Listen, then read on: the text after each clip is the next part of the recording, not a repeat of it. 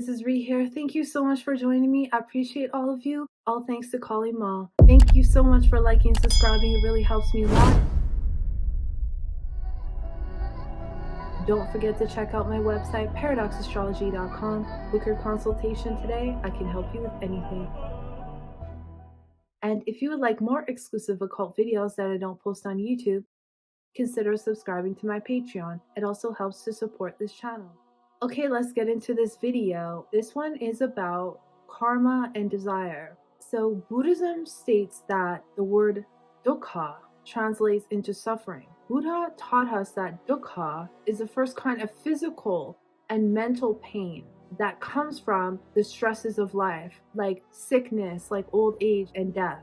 The second distress that we get is from impermanence and change. The pain of failing to get what we want and also losing what we hold dear. The third kind of dukkha is existential suffering, the angst of being a human being, a living conditioned existence and being subject to rebirth. The root of all dukkha, all suffering, is craving or attachment. When we go through grasping at things in life or we're clinging to things in life that we think will make us happy and avoiding the things that don't make us happy. As we do practice, that's how we develop this inner happiness that is devoid of anything physical. No object, no person, and no life events that matter. We always maintain this space of peace because then we don't ask for the outer circumstances to change in order for us to be happy. And then ultimately we gain our control. Even physical pain, they say, will be less stressful because of the awareness of the cultivated mind. A very advanced yogi has the ability to, even if the body gets sick, not feel it. And there's many very enlightened yogis, I shouldn't even just call them yogis, even beyond yogis that were able to do this. Remember, you are not the mind is an instrument, and you are not the body either. So when we're driven by our attachments to desire, where do these desires come from? Karma. You're given a birth chart that dictates the parameters in which you will live. It's a vibrational resonance to live on. If I'm an Aries, for example, then my second house is Taurus. So everything related to family and possessions will have the essence of Taurus. So stability, the ability to amass wealth, financial security, etc. This energy is already set in place. And this is a very general description. It matters all the different placements as well, but this is what's set in place by karma. So say, for example, very generally, your seventh house is Virgo. You're destined to be with someone who is more practical, logical, good communicator, etc. But what happens if you realize this and you want to go in a different direction? What if you didn't want a partner? Well, thinking like this is the first step to getting out of the matrix. This is what monks do. This is what yogis do. This is why they renounce the world. But it's not that easy because what keeps us trapped in karma? Desire. Say you don't want a partner, but what happens when you do meet them? When karma brings them to you? How does karma ensure that you end up with this person? It makes you attracted to them. You meet them and you become so infatuated with them that you disregard everything that you said, and your promise to yourself is now broken. Your desire was so strong you couldn't overcome it. You lost all control over yourself. This is karma. This is what keeps us locked in. Haven't you ever experienced being in love? All logic goes out the window. This is ego love, and this keeps us trapped in karma. It's as if you're not making decisions for yourself anymore because you weren't. You're being led by desire. The same thing happens when you can't stop eating things that taste good. A person who's overweight who keeps eating it, it's not that they want to, but they're trapped in desire.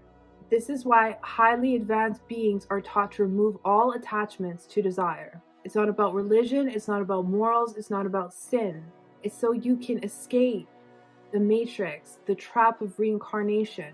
Your desires keep creating more karma for yourself. This is not to say that you can't have a partner, as many siddhas, who are the perfected beings of this world, are mostly married. But once you awaken, you can attract someone who's at the same level as you and who will join you on your spiritual journey and on your spiritual path to help you dissolve karma.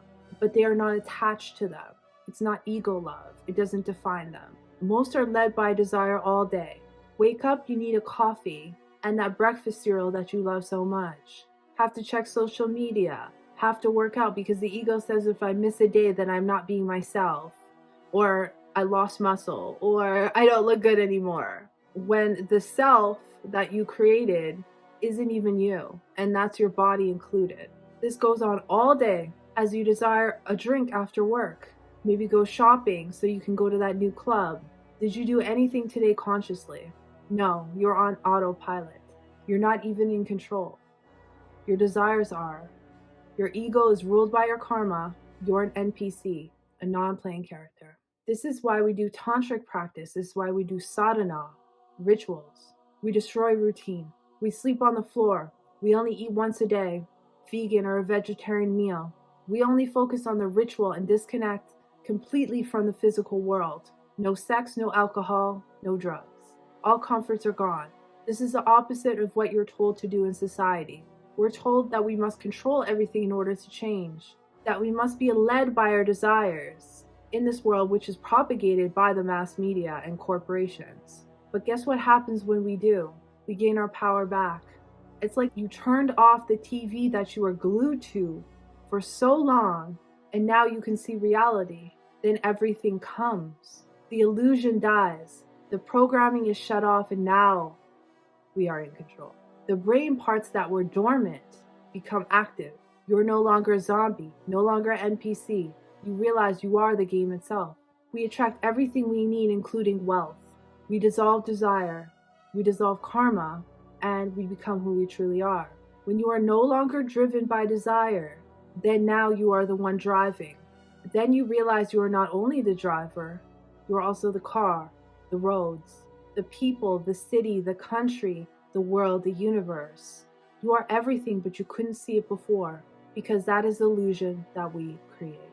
Find your power. Thank you for watching. Appreciate all of you. I'll see you in the next one.